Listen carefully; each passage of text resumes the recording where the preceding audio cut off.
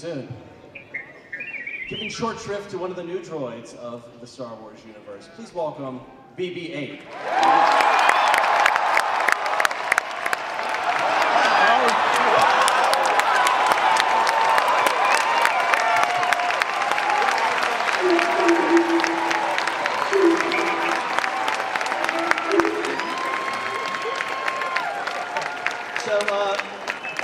Just say a couple words about BB-8. This could get ugly. Is there a little rivalry between them? So BB-8 was a creature that was performed. We talked originally about. Could you guys keep it down? We talked originally about how to do this, how to best have BB-8 in the film, and there were a lot of discussions about how having a CG BB-8 would be so much easier for shooting, but we also knew it would be better for the film, for the actors, for the sets, for the look of it, if it were performed. And Neil Scanlon and his unbelievable team you saw earlier in the picture built and puppeteered BB-8 in the movie, did an extraordinary job, and it was better for the actors, it was better for the film itself, so you'll see their work, it's amazing.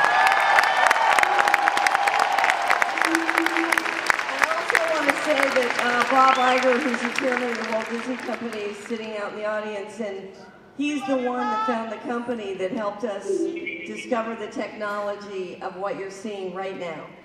Because we now have BB-8 operating on his own thanks to Bob.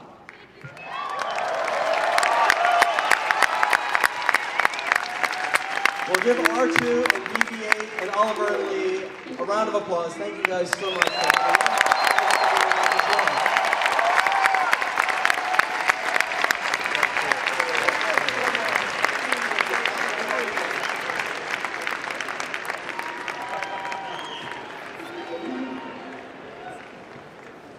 Let's talk about the human stars of The Force Awakens.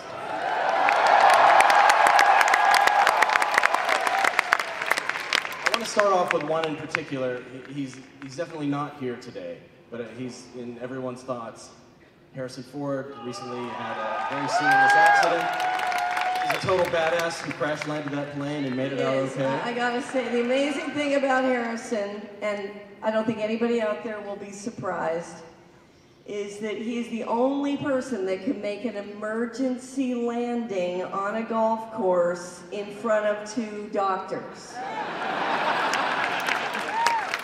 So he's home and resting and getting well as fast as he can. I can't even begin to tell you how much he wanted to be here. But maybe next year, but at least by the time we open this movie, I know that Han Solo will be very actively involved in what we're doing.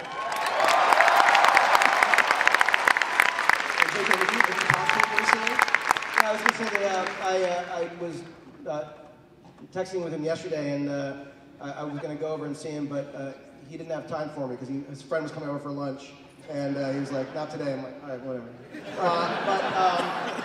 But he sends his best, and he's doing great and working hard. And that guy is I had respect for him all my life, but I've never had more respect for a guy until I saw that how he landed that plane. That was an amazing thing that he did. He was more of a hero in that move than I think he's been in all the movies he's been in. It was an incredible thing he did. So everybody give a shout out to Harrison Ford. I know he's watching the live stream at home.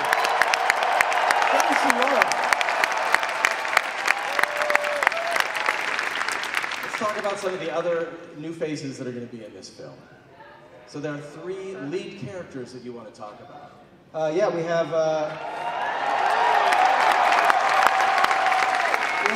were very lucky. We obviously went through the process that you go through in searching for actors. It's the typical long, tedious audition process. I will tell you that we could not have ended up with 3 more talented and wonderful actors and people. We have Oscar Isaac, we have Daisy Ridley, and John Boyega. What can you tell us about the characters they play? Where you've been? I'll tell you, I think rather than me tell anything about them, I think they should. We should bring them up.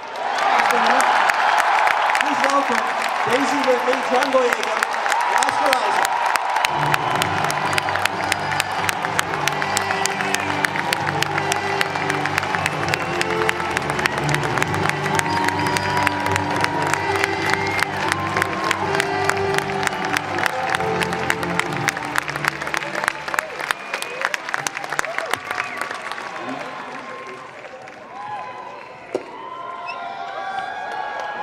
fun-loving cast. They have hugs all around. Yeah!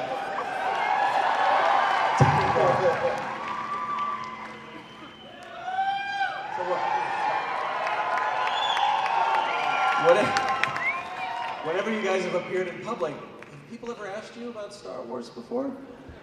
A little bit? Just a little bit, yeah. We've got a couple questions. I've never been anywhere like this, so this is like crazy. There's still a lot 7 months out that you can't talk about with regards to your characters, but maybe you could give us a little tease of who they are. We've seen them in the teaser trailer. We saw that image up on the screen. Let's just go one by one and tell us, where do we discover Leia in this movie? Daisy. Hey y'all, again. We discover Rey on the desert planet Jakku. She is a scavenger in like a ship graveyard, and she is like completely self-sufficient. She does everything for herself and very solitary until she meets another character and an adventure begins. That leads us to John Boyega. And Finn. So Finn is the first character we see in The Force Awakens. He was the first face that appeared in that teaser trailer last November. John, he's in a Stormtrooper uniform, but people are wondering, is he in disguise? Is he an actual Stormtrooper? So tell us, how do we meet Finn in this movie? Well, first of all, Star Wars Celebration, what's up? Yeah. Insane. To do that.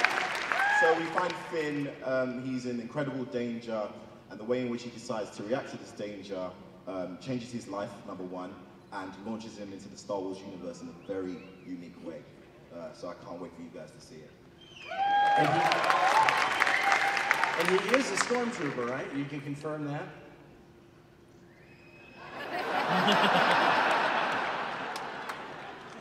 He is a Stormtrooper, but... John, everybody knows Stormtroopers are bad guys, so are you a bad guy or a good guy in this movie? My memory is just gone. No recall?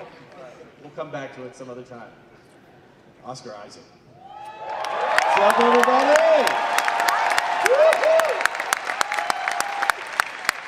The only character on stage who has two names, Poe Dameron. We see him piloting an X-Wing fighter. We saw you in the uniform there, so tell us about playing this guy. Who is he? He's the best frickin' pilot in the galaxy, that's who he is. He's been sent on a mission by a certain princess. And he ends up coming across Mr. John Boyega's character, and their fates are forever intertwined.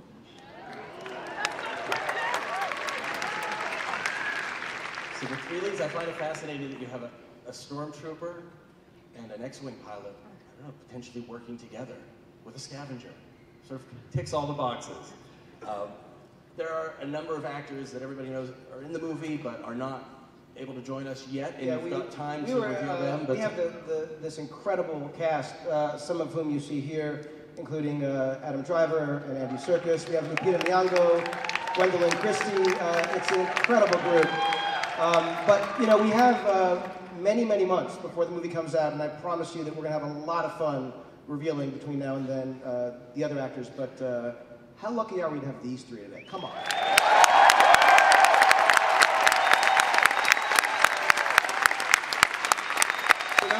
Now what we have here are some questions from the audience.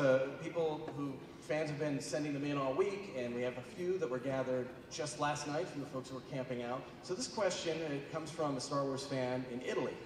As a fan, how does it feel to grow up with Star Wars and now be a part of Star Wars? So John, I'm going to throw this to you. Oh my gosh. So I can't tell you how many times I've played the games of Star Wars on my PS3.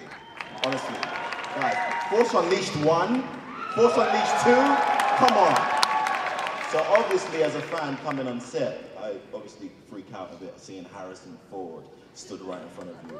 But at the same time, you do get, you know, cast members to sign your merchandise after a wrap. Which is, John signed his own figurine of the whole cast, the whole cast. Was there a particular favorite piece of merchandise that you were like, I gotta get this if nothing else signed? So I had a Han Solo in Stormtrooper gear, and it was like this big. And I went over to Harrison and said, "Can you sign my door?" And he was like, "This is weird, but I'll sign it for you." And I got it signed on set.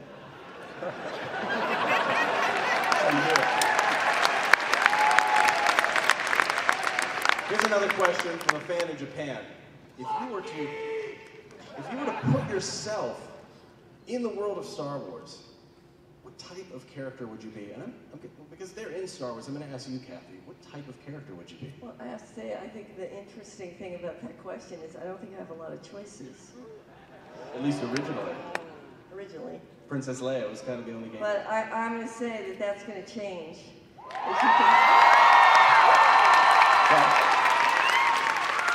This is something that's important to a lot of fans. When you released that photo, the cast photo, and released the initial cast list, some people noted that it was only Daisy who was new to the cast, representing the females of the galaxy. You know, and I know there are tons of female fans of Star Wars, and I'm raising one.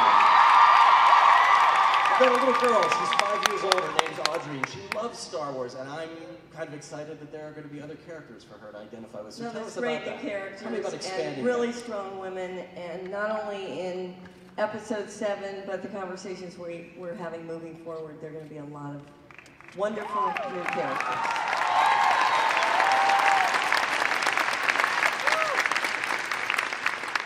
I have 2 girls too, so I'm under a lot of pressure.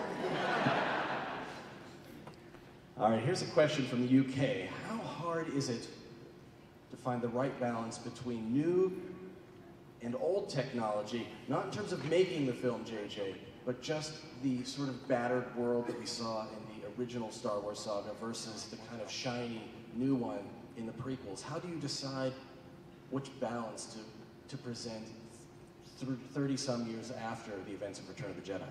Well, I think that again, I sort of said this before, but one of the things that I loved so much about the original trilogy was that sense of everything being real and weathered and lived in and used. It was a world of underdogs, and you just felt you were fighting, you know, against an enemy that was bigger and larger. And so for me, the look and the feel of that technology, it being, you know, anything but pristine, anything but brand new, was really important. I think there needs to be a contrast, the amazing aesthetic, again, the brilliance of what George did, the contrast between, you know, the gleaming empire, you know, and the dusty, you know, cantina and streets. The amazing Ralph McQuarrie. So, Concept artist who designed a lot of the look of Star Wars. So we're very much following that feeling. I mean, this movie takes place decades after Jedi, so this film needs to follow suit in that regard. I think that's what you'll see. Here's another one. This one comes from the U.S. It's a tough one. With millions of fans all around the world, are you afraid to disappoint with this movie? And how can you guarantee you will please every single last one? Well, we just will.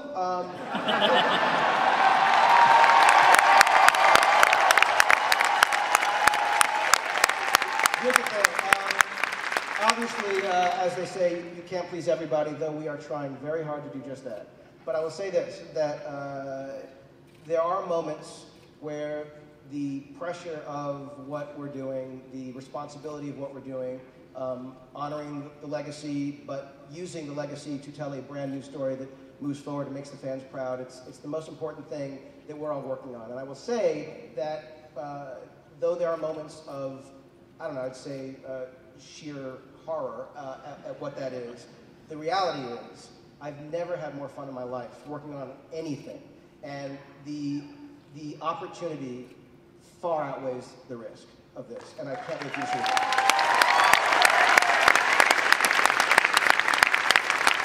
So Kathy, here's a question. James, who came here, he's here from London. This is one of the questions we got out in the line. It is hard to please everybody, he says, but how much do you take into consideration the fan perspective when you're devising these new stories?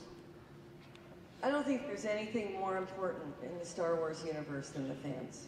You guys talk to us all the time about everything, and we take that really seriously, and we talk about it. It doesn't mean, for obvious reasons, we can do every single thing that is dictated by the fans, but we're fans too, and everybody inside the Lucasfilm organization are fans.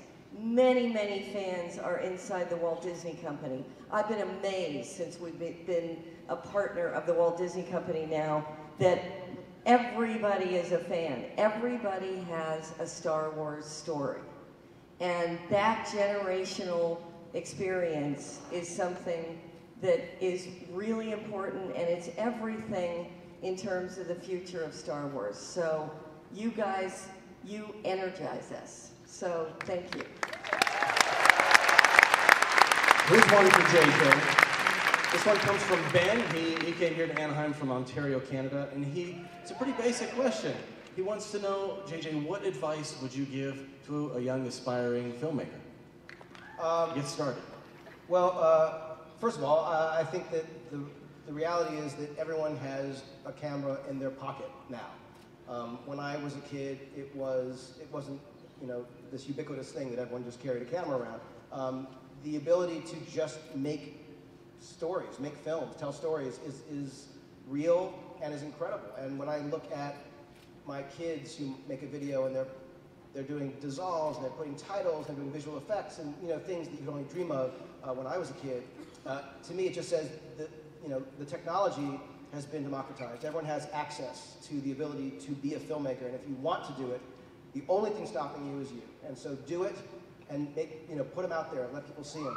And I can't wait to see your movies. Ben. And I gotta say, the fan films that we see all the time, unbelievable. I am continually amazed at the fan films that are created for Star Wars.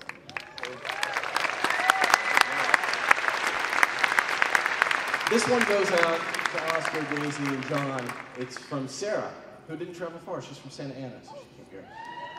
Well, she walked here. The question is, so you start shooting this movie, who is more excited? The newcomers like yourselves, or the veteran actors from the original trilogy?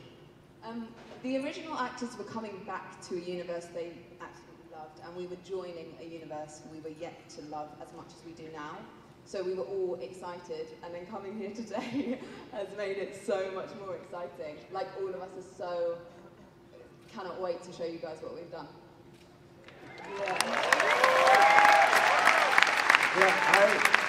It was interesting because I was in my hotel room waiting to find out if I had been cast and if I needed to stay for that reading, that picture that you guys saw, that iconic one.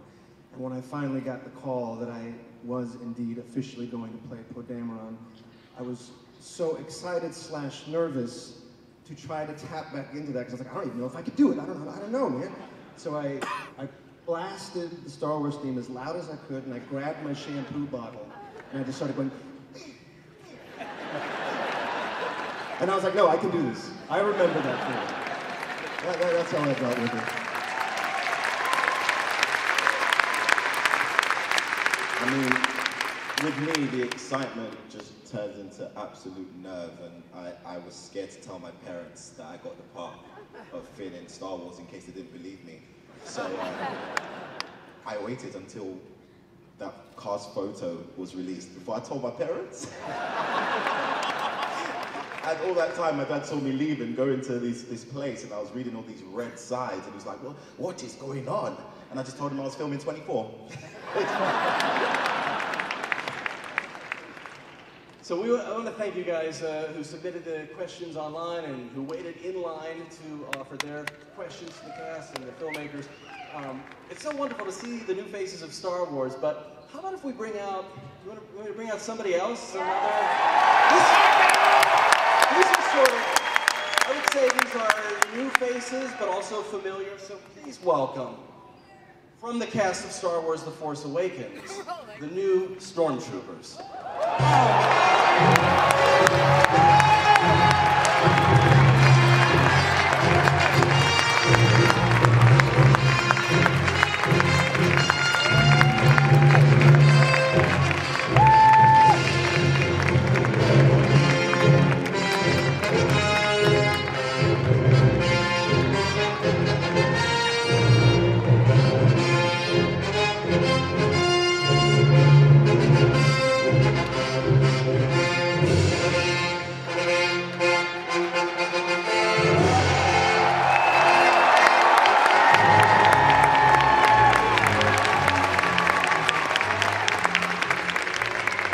Great, right?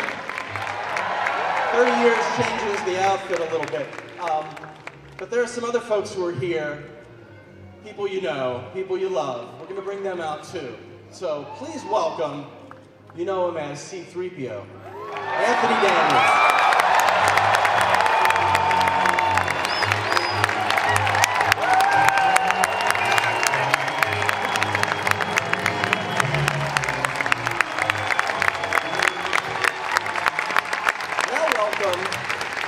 Princess, diplomat, freedom fighter, Princess Leia, Carrie Fisher.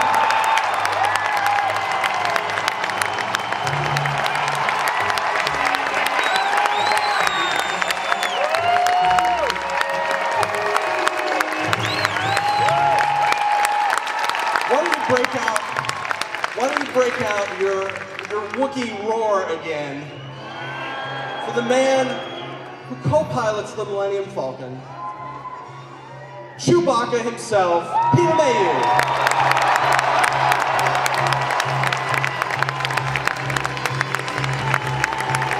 And Luke Skywalker.